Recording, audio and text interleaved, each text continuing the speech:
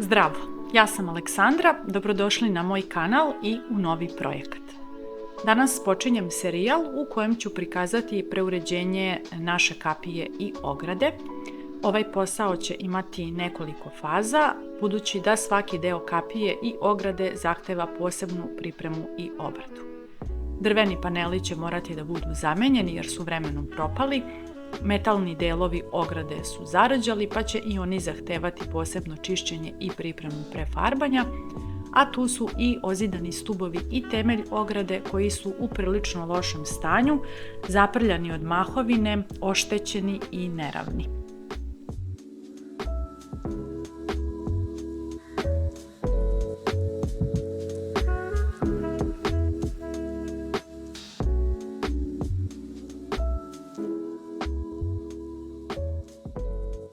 U ovom videu počinjem poslove upravo od stubova i temelja, budući da je po mojoj proceni ovo najzahtevniji deo celog posla.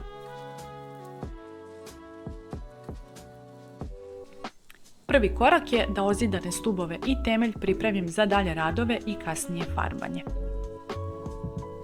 Najpre sve čistim od mahovine, prašine i slabo vezanih delova maltera. Za to koristim špakle, strugač i žičane četke. Pošto se tokom ovog posla stvara dosta prašine, preporučujem zaštitne naočare, masku i rukavice.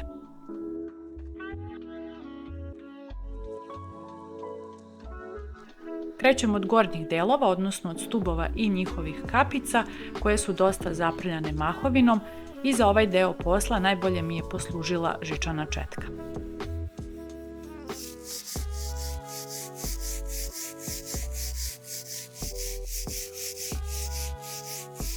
Nakon toga prelazim i na temelj, gde uklanjam mahovinu i sve slabo vezane delove maltera.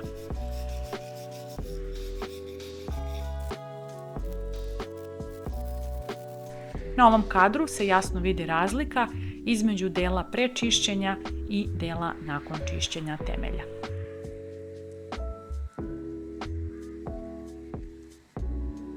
Kada sam uklonila grubu prljavštinu, dodatno čistim površinu od prašine i pripremam stubove i temelj za naredni korak, tako što sve premazujem podlogom.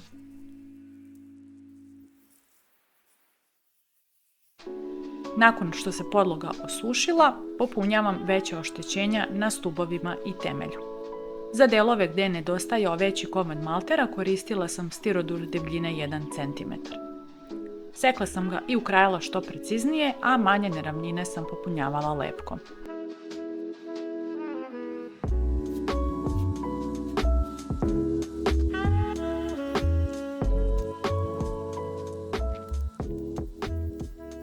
Isti postupak radim i na temelju.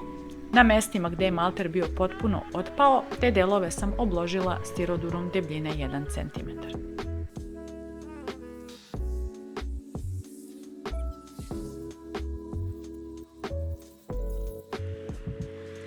Kada su svi oštećeni delovi bili zakrpljeni i kada se sve dobro osušilo i steglo, prelazim na obradu površina.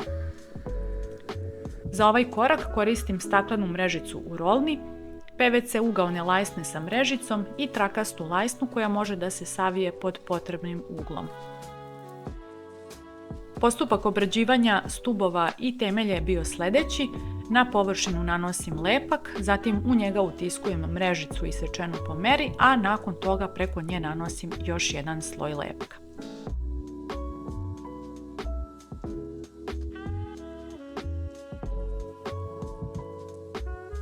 Za sve uglobe na stubovima koristila sam PVC ugaone lajsne sa mrežicom, njih sam također utapala u sloj lepka i zatim prekrivala lepkom kako bi se ovo sve povezalo sa ostatkom površine.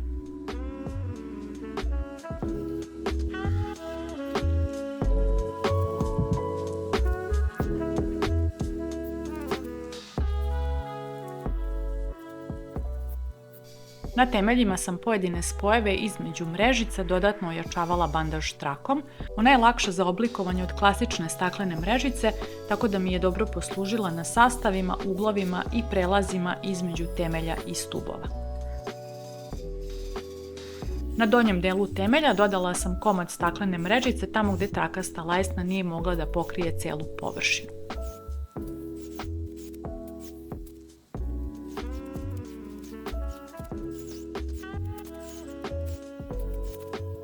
Trakastu lajsnu sam iskrojila sa jedne strane tako da može da se postavi oko cevi koje idu iz temelja.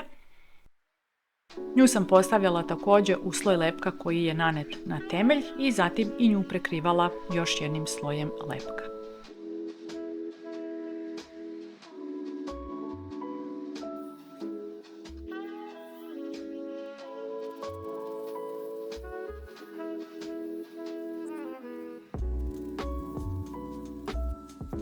Za kraj ove prve faze obrade ostale su još kapice na stubovima. Lepak sam malo razredila jer su kapice specifičnog oblika i nisu zgodne za obrađivanje svih delova špaklom. Na tim mestima sam lepak nanosila četkom dok sam one veće ravnije površine obradila špaklom.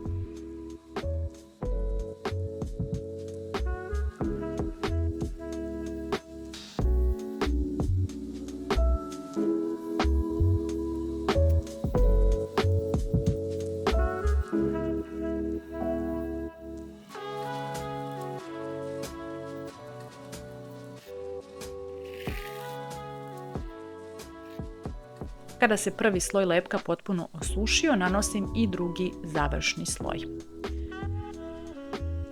Postupak nanošenja lepka je standardni, međutim, pošto želim da ovaj drugi sloj lepka bude uredan budući da će biti završni, ovdje sam primenila tehniku perdašenja lepka. To znači da se drugi sloj kada se malo prosuši zaglađuje vlažnim sunđerom.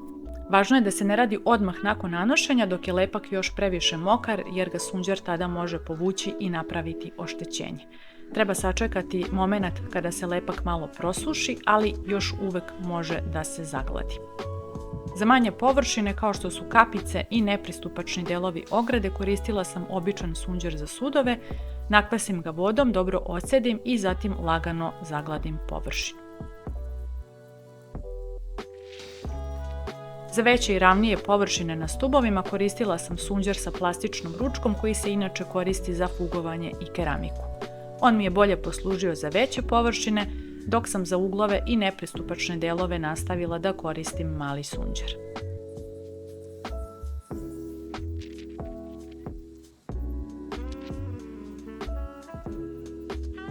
Ovaj postupak sam ponovila na svim delovima ograde.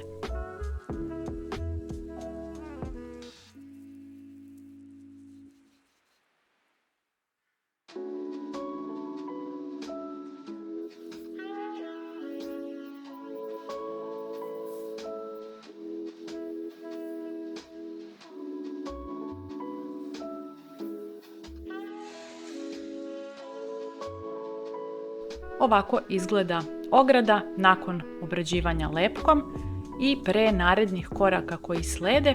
U nastavku ćete vidjeti dalje radove na metalnim delovima ograde, drvenim panelima i završnom izgledu kapije i cele ograde.